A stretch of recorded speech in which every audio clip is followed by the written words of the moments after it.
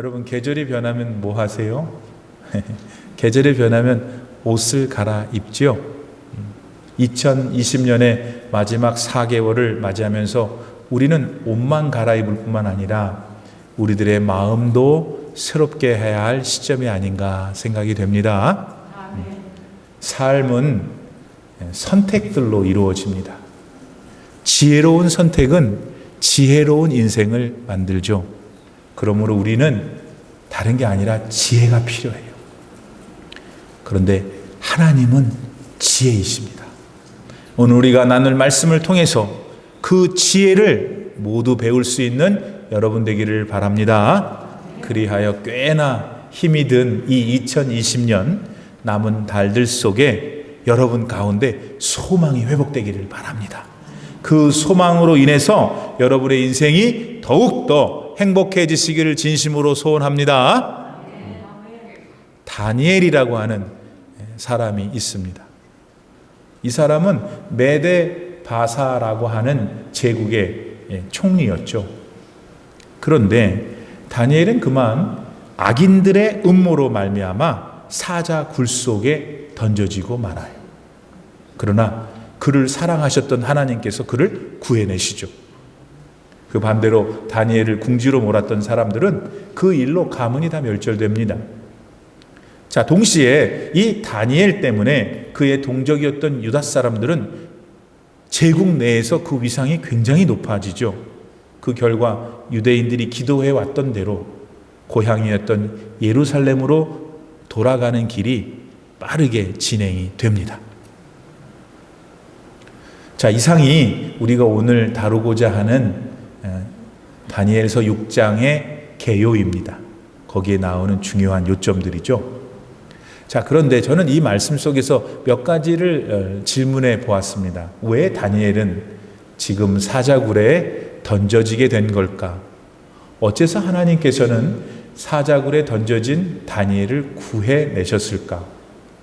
그리고 이 이야기를 통해서 오늘 말씀을 듣는 저와 여러분에게 하나님은 무엇을 말씀하고자 하시는 걸까? 이런 궁금함이 생겼어요.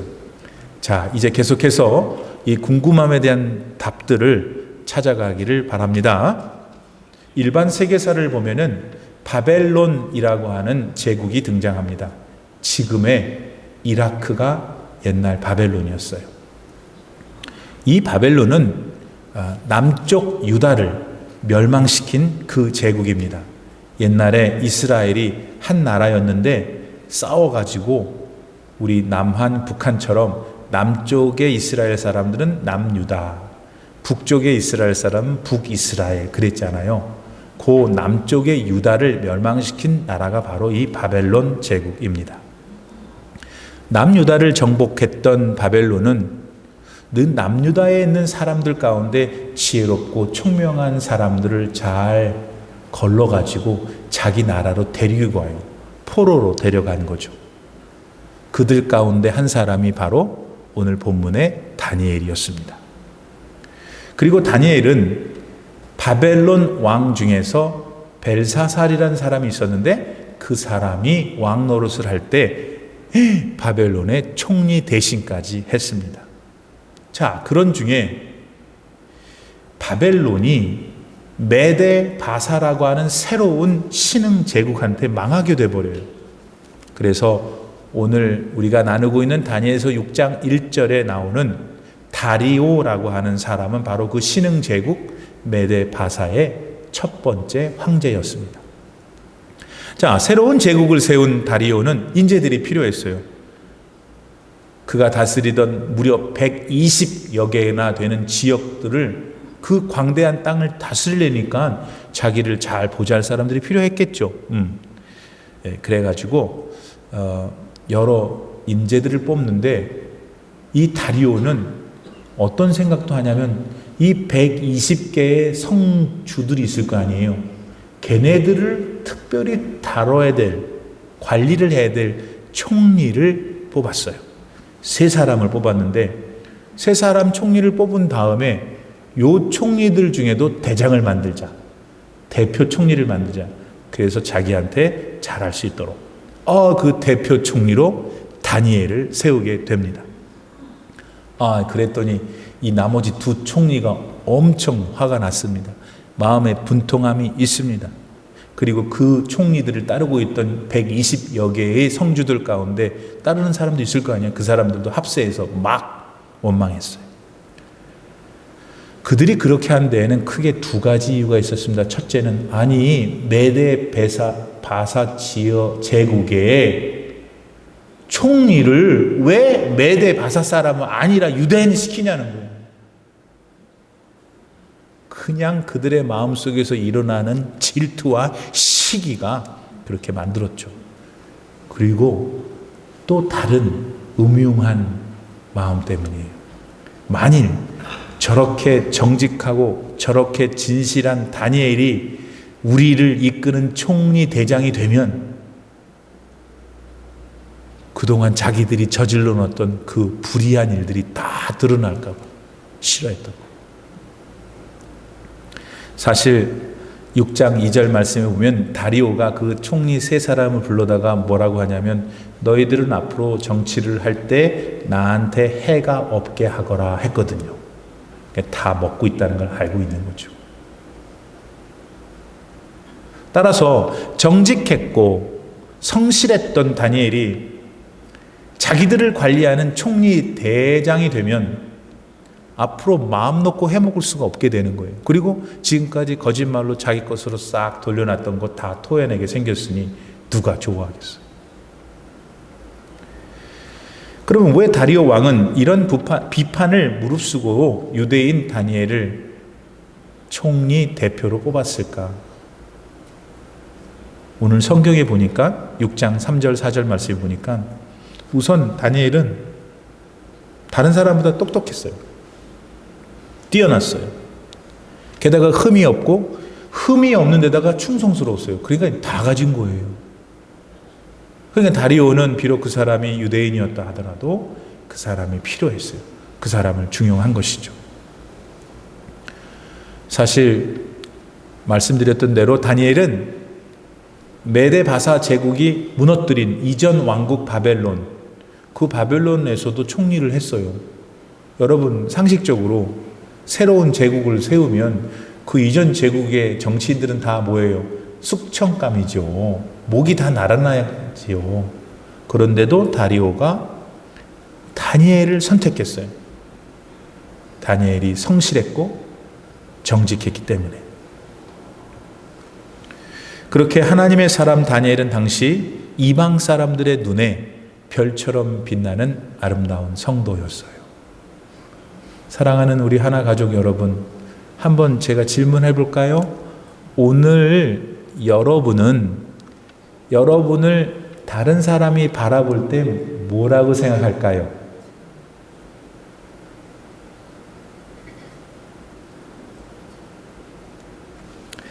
팬데믹이 시작된 지 많은 시간이 지났습니다. 생사를 가르는 질병 앞에서 저와 여러분과 같은 성도님들은 어떤 생각을 하고 어떤 행동을 하며 살아야 할까요? 살아계신 하나님께서는 성실하고 정직했던 다니엘을 무척 좋아하셨습니다. 당시 황제였던 다리오도 그를 좋아했습니다. 그리고 솔직히 저와 여러분도 그런 다니엘을 무척 존경하고 좋아합니다. 그러므로 지금 옆에 있는 사람들이 혹은 우리 이웃들이 나를 어떻게 보느냐는 어디에 달려있냐면 내가 어떻게 지금 하나님 앞에 성실하고 내가 어떻게 하나님 앞에 정직하느냐에 달려있어요. 새롭게 전개되고 있는 올해 나머지 4개월 여러분 모두는 다른 것 아니에요. 하나님 앞에 우선 정직하길 바랍니다. 하나님 앞에 성실하셔야 해요. 그래서 여러분 인생이 다니엘처럼 축복받는 인생이 되기를 진심으로 소원합니다. 자, 다리오 왕으로부터 나름 부당한 처우를 받았다고 생각했던 그 두 총리는 자기 쫄개들과 함께 음모를 꾸며요. 그 음모의 제목은 다니엘 제거 사건. 그런데 그들이 다니엘을 제거하기 위해서 꺼내든 무기가 좀 의외였어요. 그것은 다니엘의 신앙이었어요. 여러분, 다니엘은 매일 3번씩 예루살렘 쪽을 향하여 창을 열고 하나님께 기도를 드려왔거든요. 그거를 이 사람들이 알고 있었어요. 그래서 다른 건 아무리 해도, 아무리 먼지를 털어도 아무리 털어도 먼지가 안 나니 이거 어떻게 잡지? 다니엘의 신앙이 있구나. 자, 들어보세요. 그게 왜 그러는가? 이 두 총리가 다리오 왕을 찾아갑니다. 왕이시여, 앞으로 30일 동안 왕 이외에 다른 누구에게도 절을 하거나 구하면 안 되고, 그런 자들은 죽이는 법을 세우시길 바랍니다. 다리오가 얼핏 들으니까 괜찮아요. 아닌 게 아니라 지금 얼마 전에 새롭게 세운 제국의 황제인데 좀 권위가 높아져야 되잖아요. 그런데 이 두 총리가 제안하는 게 자기만 의지하고 자기한테만 구하고 자기만 왕입니다 하라고 하니까 좋아진 거예요. 그래서 그렇게 하라고 그랬어요. 두 총리, 그들을 따르던 졸개들의 계략이 다리오 왕의 교만과 만나면서 그 일이 성사된 거예요. 마침내 하나님의 사람 다니엘이 그 한시법을 알게 됐어요.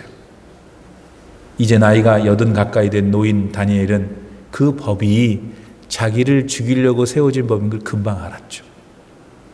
그리고 그와 같은 정치적인 위기를 모면할 수 있을 만큼 노련했던 백전노장 다니엘. 근데 이분 보세요. 그럼에도 불구하고 그는 모든 상황을요 하나님께만 맡겨요. 이게 다른 거예요, 여러분. 오늘 우리가 그렇게 하나님께만 맡기겠다 했던 다니엘의 결단을 어떻게 할 수 있어요? 오늘 우리가 함께 읽었던 본문 말씀 10절에 아주 진하게 묻어 있잖아요. 우리 다 같이 읽어볼까요? 시작. 다니엘이 이 조서에 왕의 도장에 찍힌 것을 알고도 자기 집에 돌아가서는 윗방에 올라가 예루살렘으로 향한 창문을 열고 전에 하던 대로 하루 3번씩 무릎을 꿇고 기도하며 그의 하나님께 감사하였더라. 다니엘은 자신이 하던 대로 기도를 하면 죽을 것을 알았어요. 그리고 그런 그의 하나님 사랑을 잘 알고 있었던 무리들은 그걸 그의 약점으로 삼았죠. 그런데도 다니엘은 본인이 늘 하던 대로 하나님께 예배를 드렸습니다. 예루살렘을 향해 창을 열어놓고 하나님 앞에 기도를 드렸죠. 그때 다니엘이라고 왜 자기에게 불어닥칠 죽음의 공포를 무서워하지 않았겠어요? 이제 80이 다 된 늙음하게 이 기도 생활을 쉰들 하나님이 용서해 주지 않을까라는 핑계의 마음이 왜 없었겠어요? 그런데 다니엘은 흔들지 않았어요. 오히려 그 생과 사의 갈림길에서 다니엘은 하나님의 약속을 믿었어요. 그리고 그걸 붙어 잡았죠. 비록 그 결단 때문에 자기가 죽게 된다 하더라도 그랬어요. 하나님은 바로 그런 다니엘을 사랑하셨습니다. 그리고 하나님은 오늘 우리들도 그런 사람들 되기를 원하십니다. 지금 팬데믹으로 모두들 어렵습니다.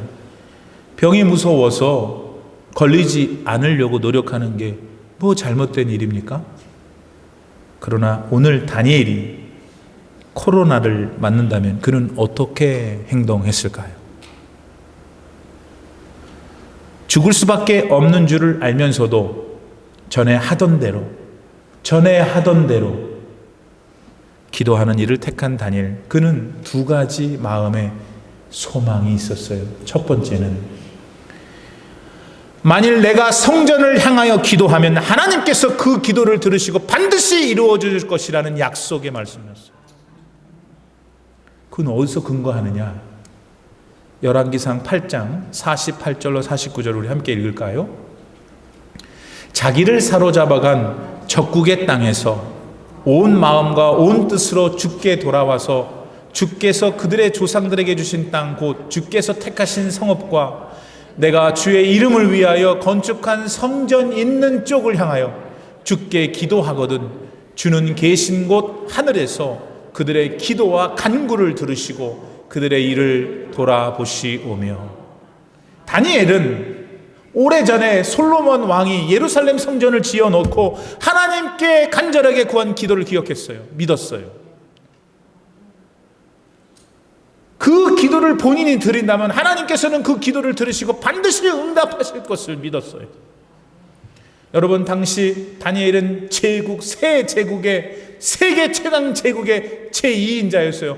따라서 세상의 모든 유복함을 누렸죠. 그런 그가 다 망에 비틀어져서 뭐 자치가 있는지 없는지도 모두 자기의 고국 유다 땅을 생각한다는 건 특별한 일이었어요. 게다가 그런 자신의 모국, 자기의 나라를 위해서 기도한다는 것도 역시 흔한 일이 아니었죠. 지금 총리에다가 잘 먹고 잘 사는데 말입니다. 그러면 왜 다니엘은 기도했을까? 비단 유다 백성 때문에? 비단 자기의 나라 유다 때문에? 아니에요, 여러분. 다니엘이 기도했던 것은 전능하신 유일한 창조자 하나님 때문이었어요. 모든 역사의 주관자 되시고 모든 생명의 근원 되시는 원천 하나님을 경외했기 때문이에요.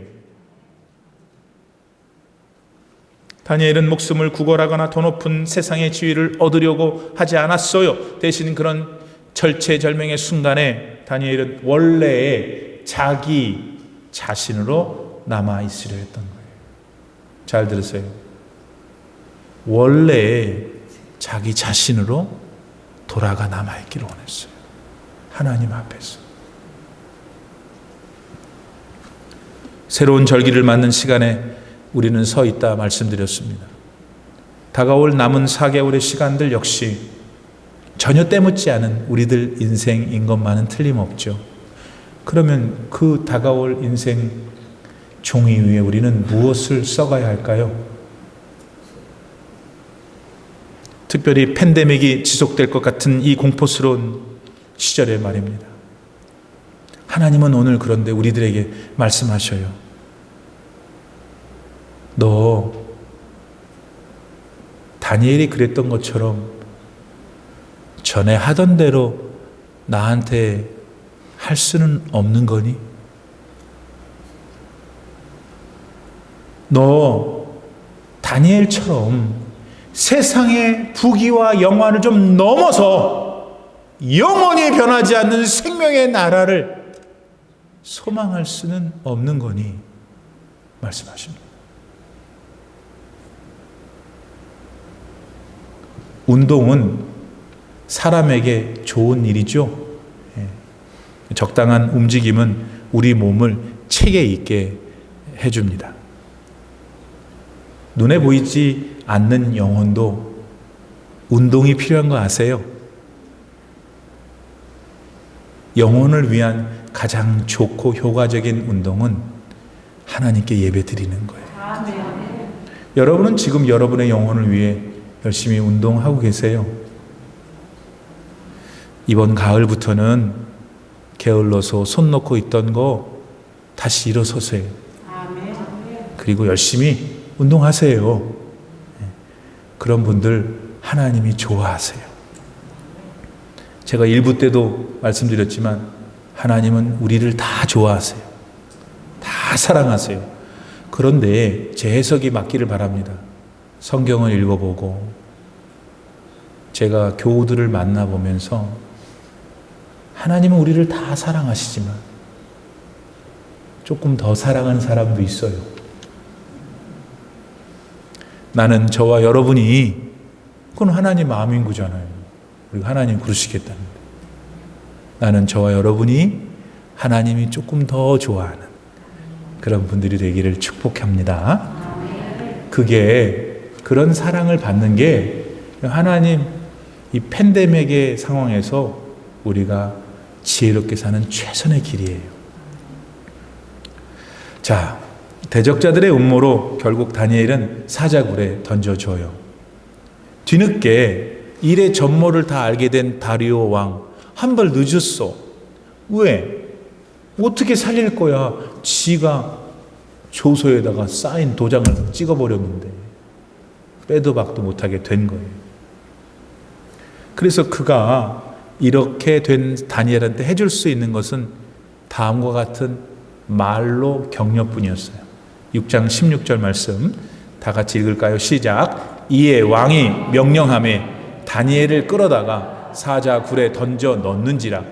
왕이 다니엘에게 이르되 네가 항상 섬기는 너의 하나님이 너를 구원하시리라 하니라. 다리오 황제가 생각할 때 이제 다니엘을 살려낼 길이 없어요. 그래서 평소에 다니엘을 이렇게 볼 때 이렇게 느껴지고 배웠던 다니엘의 하나님이 기억이 난 거예요. 그래서 하나님께 기도해서 일말에 없는 가능성이라도 좀 생기면 좋겠다는 마음을 전했던 거죠. 여러분, 다니엘을 다리오가 얼마나 좋아했는지 느끼겠죠. 실제로 다리오가 다니엘이 사자굴에 던져진 그날 밤 오락을 금했다고 성경이 기록하고 있어요. 술도 안 먹고 잠자리도 하지 않은 거예요. 뿐만 아니라 다리오는 그 다음날 이제 밤사이에 죽을 거니까 그 다음날 새벽에 일찍 사자굴에 달려갈 때까지 자지 않았어요. 잠이 안 오는 거야. 얼마나 다니엘을 좋아했는지. 그러면서 그는 자기 인생에 있어서 가장 큰 실수를 했고 그 실수에 가슴을 치며 가장 긴 인생의 밤을 보냈죠. 근데 여러분, 오늘 우리가 이 다리오를 그냥 넘어가기는 곤란해요. 이 다리오는 왜 이런 실수를 저질렀는가? 교만 때문이었잖아요. 자기 부하들이 와가지고 막 자신을 하나님이다, 신격화, 당신 외에는 누구도 구하지 못하게 합니다. 마음이 이렇게 교만해진 거예요. 교만해지니까 판단이 흐리멍텅해진 거예요. 여러분, 살면서 나는 교만하지 않는다 이런 사람들 있죠. 그게 교만한 거예요. 우리는 다 교만해요. 교만해질 가능성이 높고. 뭐가 교만이냐? 하나님이 내 삶의 1번이 아니면 다 교만인 거예요. 목사님, 그런 말이 어디 있어요? 그런 말이 어디 있긴 어디 있어요? 여기 있죠. 여러분, 하나님이 내 마음의 1번이 되면 자연스럽게 겸손해져요. 하나님의 영이 들어와서 지혜가 생겨요. 그건 실수를 덜 하는 거예요.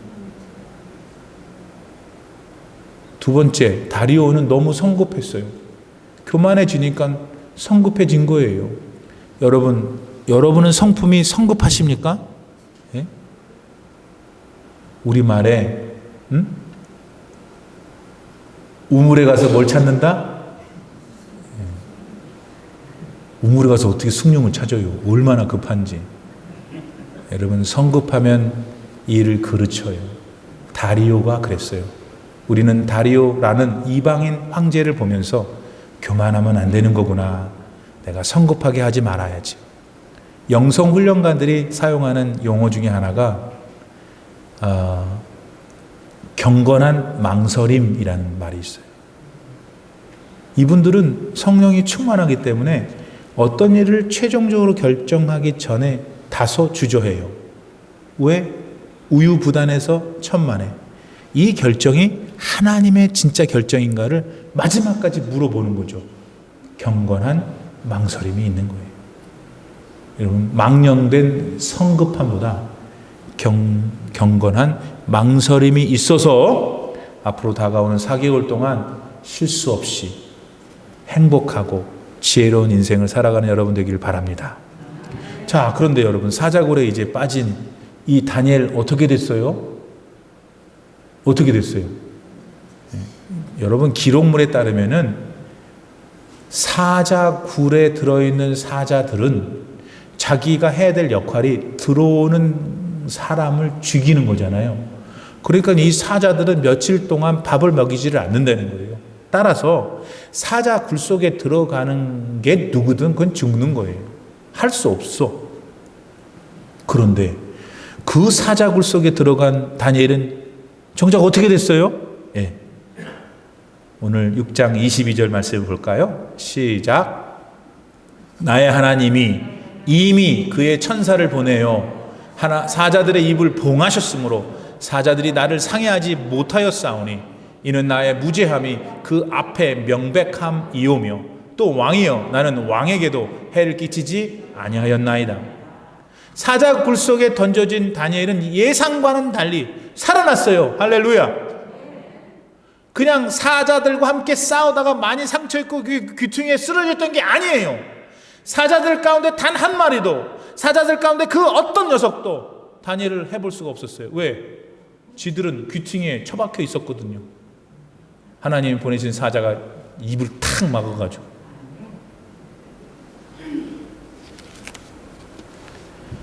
여러분, 사자 굴 속에서 살아남을 수 있는 유일한 길은 사자가 안 무는 거예요. 근데 그거는 불가능한 일이에요. 그러나 하나님은 다니엘을 위해서 그 불가능한 일을 하셨어요. 하나님은 그런 일들을 얼마든지 하실 수 있으셔서 그런 거예요. 또한 하나님이 그 일을 하실 수 있도록 다니엘이 하나님을 믿어드렸기 때문에. 6장 23절 말씀을 봅니다. 왕이 심히 기뻐서 명하여 다니엘을 굴에서 올리라 하매 그들이 다니엘을 굴에서 올린즉 그의 몸이 조금도 상하지 아니하였으니 이는 그가 자기의 하나님을 믿음이었다. 여러분, 오늘부터는 불가능한 일을 하나님이 하실 수 있을까? 묻지 마세요. 하나님이 불가능한 일을 하지 못하시면 하나님이 아니셔요. 맞잖아요. 오히려 우리가 가져야 할 거는 불가능한 일들을 얼마든지 하실 수 있는 하나님에 대한 믿음이에요. 요즘 팬데믹으로 누구 하나 편하게 지내는 사람이 없죠. 특별히 생업의 현장에 나가서 이렇게 살아가셔야 될 분들 참 많이 힘이 드십니다. 어떤 의미에서 보면은 막 굶주린 사자들이 우글거리는 그 굴 속에 빠진 것 같아요. 그러나 여러분, 낙심만 하지 마세요. 응? 낙심하는 것도 본인이 결정하는 거예요. 자, 잘 들어보세요. 낙심만 하지 마시오. 그럼 목사님 어떻게 하라고? 그 사자굴에서 빠져나올 길이 있잖아요. 그 길이 뭐예요? 지금 살아계셨어. 여러분 안에 역사하시는 살아계신 우리 하나님이셔요. 우리를 죄와 사망 권세를 이기시고 구원해 주신 예수님이 우리 안에 계시잖아요. 그러니까 여러분 계속 믿음으로 기도하세요. 내가 기도한 것, 내가 원하는 것이 지금 이게 내가 만질 것 같이 모양이 형성되지 않다고 하나님 일하지 않으시는 게 아니에요. 여러분 믿으세요. 여러분이 하나님을 믿으면 하나님은 그때부터 일을 시작하세요. 그리고 반드시 여러분의 가장 좋은 때에 가장 선한 것으로 안겨주실 겁니다. 다니엘은 총리로 있을 때만 하나님께 기도한 게 아니라는 걸 기억하세요. 그는 곧 죽게 생긴 그 절체절명의 순간에 하나님께 기도했어요. 그는 하나님 앞에서 한결같았어요. 새로운 가을을 맞이하여 여러분도 저도 하나님을 향한 우리의 믿음이 좀 한결같으면 어떨까요? 응? 한결같으면 여러분의 삶을 가장 윤택하게 하기 위해서 그런 믿음의 길을 우리 지금부터 다시 한번 걸어보실까요? 혹독한 전쟁들이 있었잖아요. 그래도 다 막을 내렸습니다. 오늘 코로나19과 같은 대유행병들이 과거에도 있었지만 역사의 뒤안길로 사라졌어요. 따라서 지금 우리에게 너무 고통스러운 이 팬데믹도 언젠가 하나님의 뜻 안에서 사라지게 될 거예요. 그리고 가만히 생각해 보니 우리 각자의 인생도 언젠가 하나님 안에서 가야 되지 않겠어요? 그러니 여러분, 우리가 지금 뭐 해야 되냐면 너무 앞에만 보지 마세요. 너무 목전만 보지 마시고 더 멀리 봐야 해요. 더 멀리. 더 근원을 의지하여야 합니다. 맛없고 희말레기 하나도 없는 이 지푸라기 같을 것들만 자꾸 만지작거리다가 영원하지 못한 이 땅에서의 우리의 유한한 인생을 그냥 끝내버릴 수는 없지 않겠습니까, 여러분? 유한한 인생이지만 영원한 것, 변하지 않는 하나님의 나라를 내 가슴에 소망하며 오늘을 살아야 되지 않겠는가? 그러면 팬데믹이 주는 고통을 여러분 이겨낼 수 있어요. 자, 마지막으로 하나님께서는 그러면 사자굴에 빠진 다니엘을 건져내시는 것으로 그분의 사역을 끝내셨을까? 그게 아니라는 걸 우리가 볼 수 있어야 돼요. 그럼 뭐예요, 목사님? 하나님은 다니엘을 사자굴에서 꺼내주심도 주셨고, 그러시면서 그동안 다니엘 마음속에 그렇게 기도해왔던 소원을 이루어 주셨잖아요. 그러니까 다니엘은 가장 절망적인 환경에서 가장 최고의 선물을 주님께 받은 거예요. 그게 뭐예요, 목사님? 자, 다니엘을 사자굴에서 건져내는 살아계신 하나님을 다리오 왕이 봤어요. 그러자 다리오는 다음과 같이 자기가 다스리는 120개 지역의 백성들한테 이러한 조서를 선포하죠.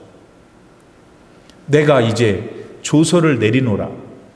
내 나라 관할 아래에 있는 사람들은 다 다니엘의 하나님 앞에서 떨며 두려워할지니 그는 살아계시는 하나님이시요 영원히 변하지 않으실 이시며 그의 나라는 멸망하지 아니할 것이요 그의 권세는 무궁할 것이며. 세상에 여러분, 이방 사람이 살아계신 하나님을 이렇게 명확하게 전하고 있는 거예요. 다니엘의 일로 다리오는 하나님을 새롭게 봅니다. 그리고 봤기 때문에 자기 백성들에게 다 알리게 된 것이죠. 그러다 보니까 여러분 어떤 일이 일어났냐면 그 전까지는 유대 사람들은 저 변방의 조그만 나라에서 끌려온 별 볼 일 없는 종자들이라고 생각했어요.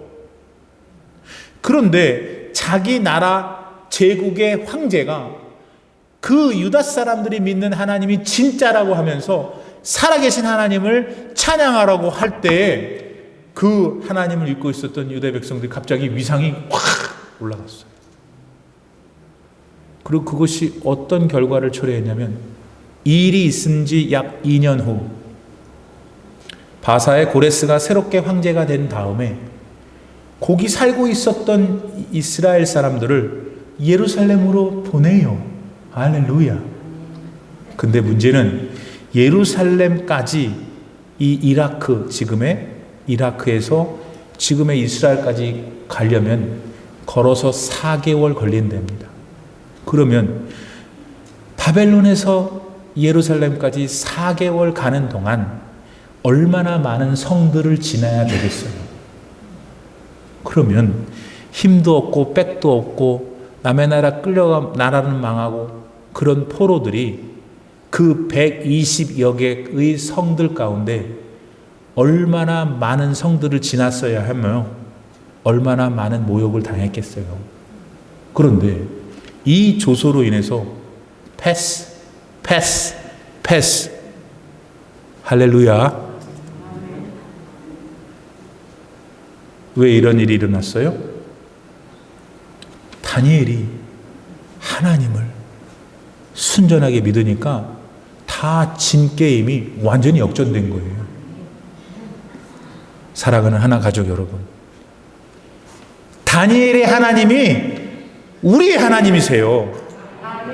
지금 우리가 살아가는 삶의 환경 때문에 막 지금 너무 힘들잖아요. 안 오네요. 이러지 않았으면 좋겠어요. 그런데 이 상황을 반전시킬, 역전시킬 힘이 우리 하나님께 있으세요. 그러니까 여러분 뭘 해야 되겠어요? 전에 하던 대로, 팬데믹 있기 전에 하시던 대로 하나님께 하세요. 여러분 한번 우리도 정말 우리 생명을 걸고 하나님 앞에 진실하게 성실하게 옛날 하던 대로 나아갑시다. 그럼 반드시 하나님은 다니엘에게 그렇게 하셨던 것처럼, 유다 백성에게 그렇게 하셨던 것처럼 내 삶도, 우리의 삶도 반전시키실 거예요. 전에 하던 대로 우리 모두 돌아가서 우리 앞에 놓여있는 모든 장벽들을 넘어서고 승리하는 인생들 되시기를 주의 이름으로 축복합니다. 기도합시다. 하나님, 다니엘 사자굴 많이 들었습니다. 그러나 이 말씀 속에서 하나님이 저에게, 우리 교회에게 하시는 말씀을 듣습니다. 아멘입니다. 은혜를 받았습니다. 동감합니다.